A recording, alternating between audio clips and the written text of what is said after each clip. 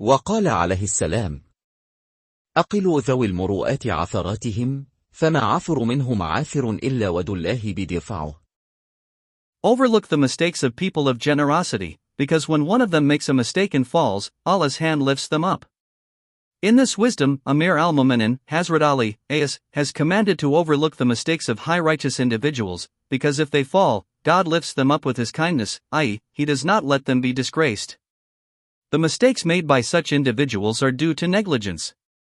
In this wisdom, the word hand is a metaphor for the power and kindness of God. It is clear that people of generosity have a strong connection with God, as they keep His will in mind at every step. Imam Bakir says that generosity means not being greedy, so as not to be humiliated, not begging from anyone, so as not to be belittled, not being stingy, so as not to be cursed, and not being ignorant, so as not to be dominated. In another tradition, two types of generosity are mentioned, and their distinctions are explained. Generosity has two types: generosity in residence and generosity in travel. Generosity in residence means reciting the Quran, being present in mosques, keeping company with good people, and pondering over religious matters.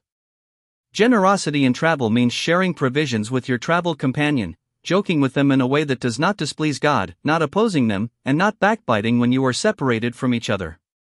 In another tradition, Imam Sadiq, A.S., has given a criterion for generosity, saying that you should not be seen where you are forbidden, and you should not be absent from where you are commanded. These are some of the distinguishing characteristics of people of generosity. In this wisdom, Imam A.S. has pointed out two things for such people. 1. Overlook the mistakes of generous people. 2. If a person is generous and pious, God